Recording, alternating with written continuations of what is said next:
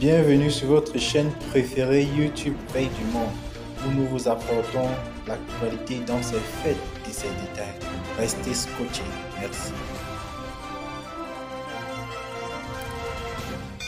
Nul ne peut se prévaloir de sa propre turpitude.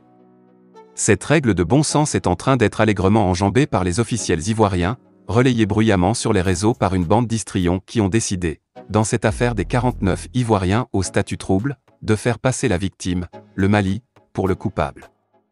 Les investigations en cours nous édifieront sur la situation personnelle de chaque membre de l'expédition, mais les railleries à 2 balles, les menaces à peine voilées ou le chantage de représailles n'y changeront rien. La décrispation amorcée après la levée des sanctions a besoin de cette clarification pour s'inscrire dans la durée, après les malentendus accumulés et qui ne relevaient pas de la seule imagination fertile des Maliens. Nous sommes en effet nombreux à nous être couchés dans la nuit de dimanche à lundi, après le coup de chaud sur les réseaux sociaux sur l'arrestation de militaires ivoiriens à l'aéroport de Bamako, avec un haussement d'épaule sur l'irresponsabilité ou la légèreté d'un chef qui n'a pas fait son boulot à Abidjan, créant ainsi une confusion sur la présence de ces soldats sur le territoire malien. Cette vision bonhomme d'une affaire plus que sérieuse a été balayée par le communiqué du gouvernement malien qui documente paragraphe après paragraphe un débarquement dont les conditions sèment un vrai trouble dans les esprits les moins poreux au complotisme.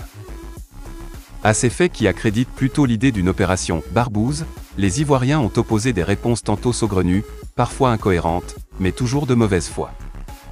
Les doctes ivoiriens se sont d'abord gaussés des Maliens assez peu futés pour penser qu'une opération de mercenaires se servirait d'une plateforme aéroportuaire au mépris de la discrétion requise. Et si nous ne mesurons pas assez le grotesque de notre accusation, les défenseurs de ADO nous expliquent que la relève incriminée était la 8e du genre et donc pas de quoi fouetter un agouti. Le raisonnement ivoirien pêche par cette fausse déduction. L'habitude des rotations s'est si bien installée que des esprits diaboliques ont pu penser qu'un énième débarquement, même avec les pires intentions, passerait comme lettre à la poste. C'était oublier un peu trop vite que le Mali sort d'un bras de fer avec ses voisins qui a aiguisé sa méfiance, élevé son niveau de vigilance, en attendant des jours plus apaisés dans la cohabitation. Les profils bizarres identifiés dans la bande des 49, des étudiants aux mécaniciens en passant par des maçons, électriciens, n'étaient pas pour rassurer le pays hôte. Les autorités ivoiriennes, conscientes de la catastrophe annoncée, ont cherché à parer au plus pressé. Le ministère de la Défense a fait fuiter une note express sur les réseaux adressée au chef d'état-major général, avec une liste de 50 noms en annexe dont le chef de mission. D'où l'on découvre, soit dit en passant, les mœurs administratives ivoiriennes où les sous-chefs ne se contentent pas de parapher une décision à la signature du ministre mais y apposent carrément un vue ostentatoire. Passons. On imagine mal le contingent présenter ce document à son arrivée et rencontrer la moindre difficulté auprès de la sécurité aéroportuaire en dehors des contrôles de routine. Le Sangha ivoirien, à la suite de son ministre, donne l'ultime couverture administrative officielle aux expéditionnaires avec un ordre de mission en bonne et due forme à la date du 8 juillet 2022. Cette paperasse, dans le cadre des mesures de confiance, aurait dû précéder l'arrivée de la relève et être transmise aux autorités maliennes, au pire, être présentée par les éléments au moment de fouler le sol malien. La pathétique campagne de justification ayant montré ses limites, c'est ADO himself qui monte au créneau pour allumer le contre-feu en réunissant à la hussarde un Conseil national de sécurité pour égrener la même litanie de la version officielle mise à mal par les faits réels. Pour tenir en respect ces Maliens indociles, le communiqué du CNS appelle la population ivoirienne à la retenue, comme si nous reprochions quelque chose à l'opinion ivoirienne, pendant que quelques activistes au dessein criminel entretiennent des propos de haine contre nos communautés sur place. On cherche encore le lien, sans trouver, mais rien ne semble être de trop pour faire taire Bamako. Au fur et à mesure que les jours passent, la thèse officielle ivoirienne s'affaisse comme château de sable sur la plage d'Assini.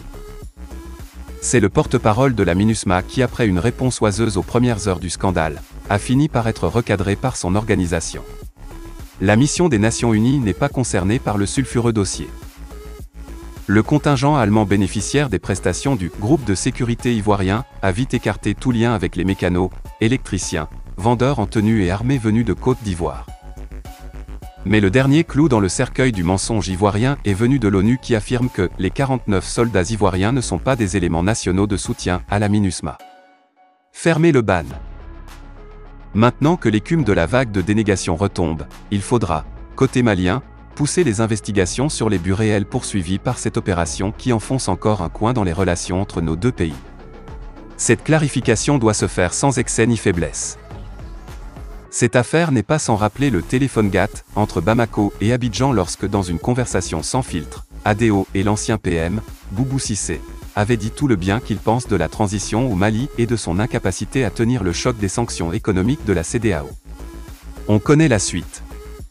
Après cette bourde diplomatique, les snipers pro-ADO de tout poil ont mis du temps à nous expliquer que la conversation était le fruit d'un trucage technique comme le permettraient certaines applications d'imitation de la voix. La ficelle était trop grosse et Alassane Ouattara, lui-même, gêné aux entournures, a tenté de désamorcer ce qui était plus qu'une gaffe en demandant à ses frères maliens de mettre un peu d'eau dans leur Namakuji et que lui ne maîtrisait rien dans ses affaires de technologie, ce que nous voulons lui concéder volontiers. Nous avons ri à gorge déployée de cette excuse embarrassée d'un vieux père ou grand-père. Mais le système de défense des autorités ivoiriennes, à chaque coup tordu contre notre pays, ne peut se résumer à considérer les Maliens comme des simplets, voire des hystériques qui voient le mal partout, même devant l'évidence d'une atteinte à leurs intérêts nationaux ou à leur sécurité. Nous ne préjugeons de rien, mais nous n'oublions pas non plus que le ministre de la Défense, Téné Birahima Ouattara alias Photocopie, en première ligne dans cette nébuleuse affaire, n'est autre que monsieur frère du président Ouattara. La République semble se mobiliser pour faire bloc autour de lui. À moins que l'affaire ne s'apparente à la fameuse formule « un train peut en cacher un autre ». Mais n'allons pas plus vite que l'enquête.